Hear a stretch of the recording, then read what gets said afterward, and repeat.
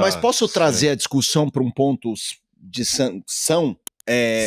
que eu quero ouvir vocês. O cara não tá quieto hoje. Por que vocês acham que o campeonato, em tese, traz essa percepção? É pelo fato dos dois, até o momento, não terem muito sal, os dois pilotos da McLaren, ou é realmente por esse tiro porra de bomba ao redor, que também rouba um pouco o foco?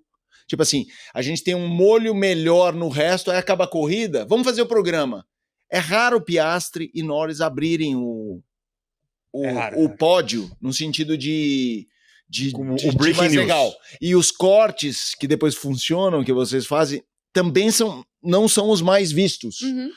Por quê? Porque eles não têm sal. É a famosa vende mais porque é fresquinho ou é fresquinho porque vende mais? As duas coisas. Eu acho que eles não têm sal. Negativo. Uma personalidade forte, no caso, né? Exato. Não teve treta pra valer ainda. A única pretensa treta foi o GP do Canadá, que o cara que fez a cagada se ferrou e pediu desculpa pro outro, que saiu ganhando, então não teve nem por que ter treta. E você tem um Hamilton em crise, o Hamilton sozinho é maior que o Piastri e o Norris juntos, mesmo com ambos liderando o campeonato. A volta do Brasil à Fórmula 1, na ótica do Brasil, isso obviamente está acima de uma briga por título de dois pilotos sem sal. O Verstappen e a novela Red Bull, o Horner demitido, acho que as coisas se retroalimentam.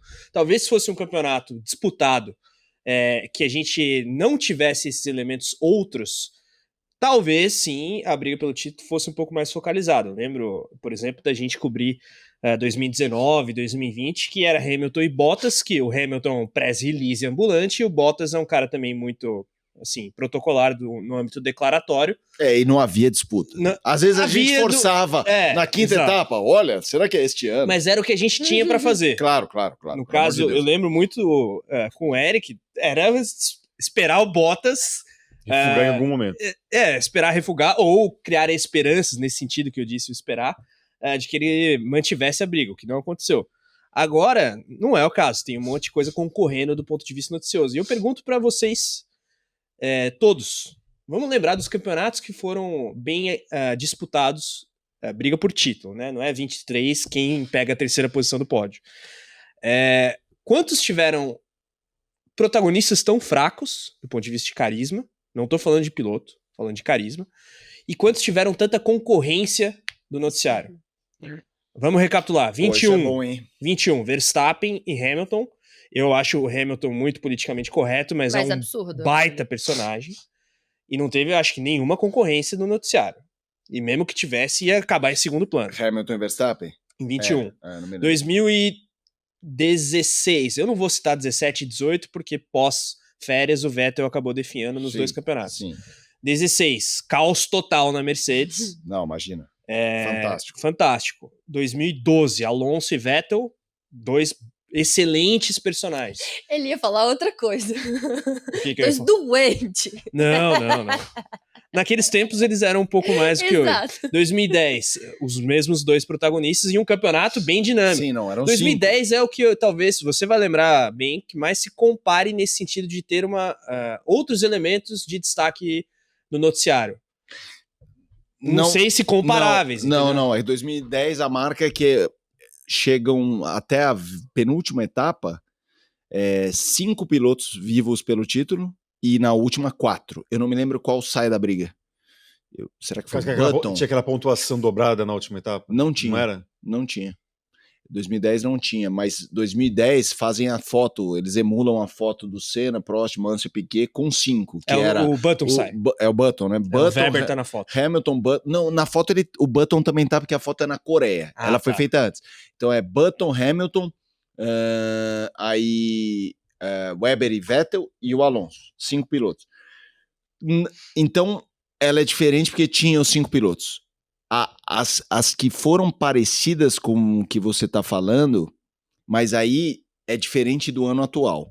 São 2007 e 2008, porque 2007 e 2008 foram, especialmente 2007, que é um campeonato que envolve os 4, Alonso, Hamilton na McLaren, Kimi e Massa na Ferrari, com muitos assuntos periféricos, mas associados a eles, que foi o Stepney Gate, o escândalo, o Spygate, que a gente chama de Stepney também, porque era o Nigel Stepney, o engenheiro.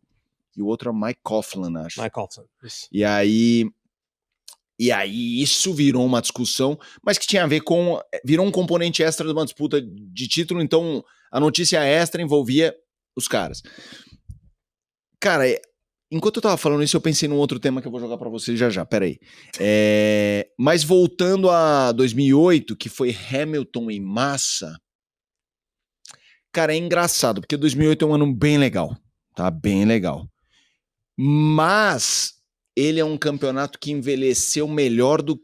Assim, ele foi muito bom, mas havia no paddock gente que, pô, o Hamilton era a estrela ascendente, segundo ano dele, e o Massa é um brasileiro, então, óbvio, o contexto brasileiro, tal. Eles se davam bem, eles tinham um fair play legal, mas não era visto como um duelo... Insano. Como exato. Verstappen. Exato. Então, assim, ele envelheceu por causa da batida da Singapura, eles chegam a se tocar no Japão, o Massa toca no Hamilton. E o Glock, né? E a final, exato. Então, assim, o campeonato foi um campeonato de pontuação apertada, mas não de sanguinário, entendeu? Ainda mais depois que foi 2007. Qual que é a pergunta que eu queria fazer para vocês? Quanto esses periféricos mostram como é vista a Fórmula 1 hoje de um sentido positivo. Eu não estou emitindo... Porque, assim, enquanto eu relembrava os anos, cara, não me veio nenhuma história paralela. Nenhuma. Zero. E olha que você citou Ampassan, Spygate, coisas assim. Isso. Mas que eram muito associadas à ponta. Não tinha muito essa coisa de ter um noticiário tão importante pro sexto, pro sétimo, pro oitavo. Quanto isso que a gente tá vendo hoje, colocando no bolo do título, quanto se esse campeonato tivesse em 2008, a gente estaria falando de Piastri e Norris. Por conta de Drive to Survive, por causa dessa nova fanbase que curte os caras do meio do bolo, você entendeu?